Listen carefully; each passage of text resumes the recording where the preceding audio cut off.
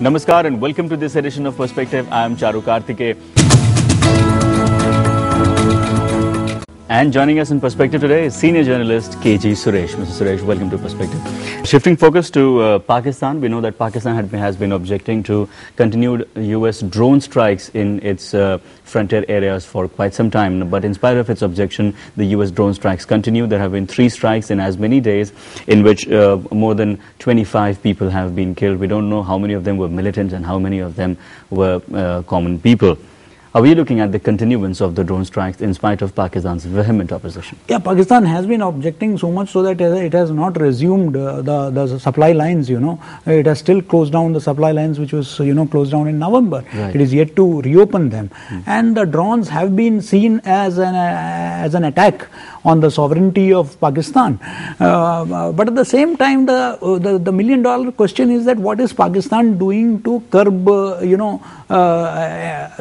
using the Pakistani soil to mount offensive on NATO forces. On one side it is receiving aid as a frontline, state against terrorism. It is receiving aids in millions of dollars from US and other countries.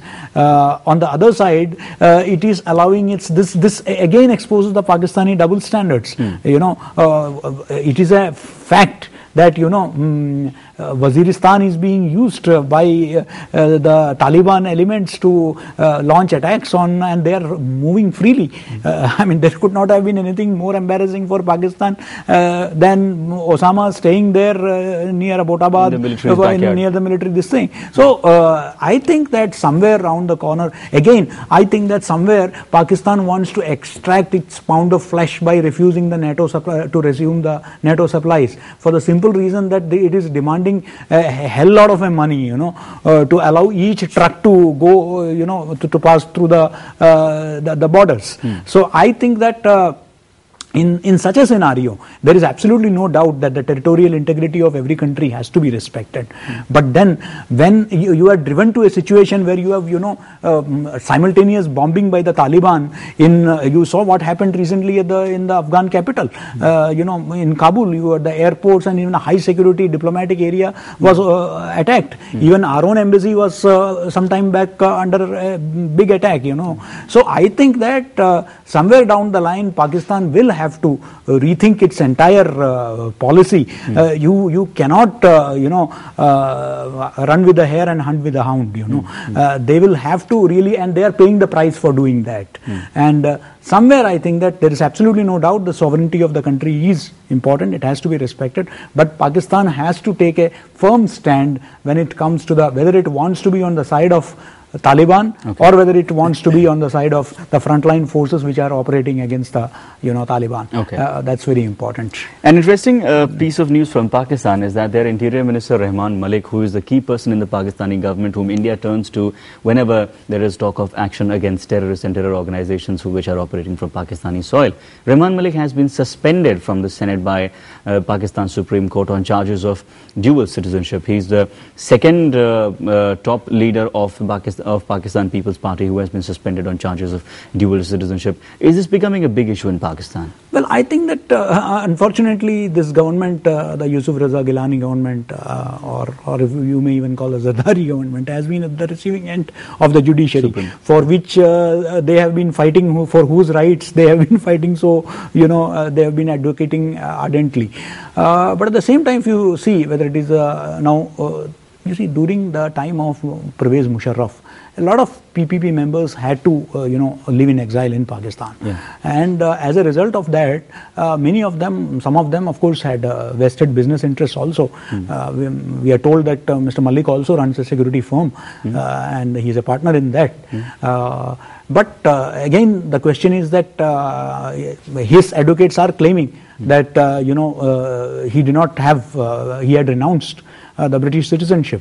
But the technical point there is that the particular authority in Britain, which has to give that certificate that he has renounced his citizenship, is yet to give him that certificate. That certificate was not produced, despite the advocates or the attorneys for Mr. Malik stating that yes, we have it with us. They have been delaying.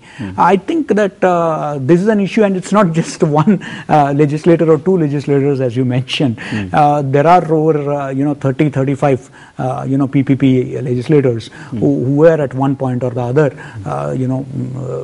British citizens, and it is if this takes a serious turn, I think that the government would be in big trouble, and this is indeed a big embarrassment.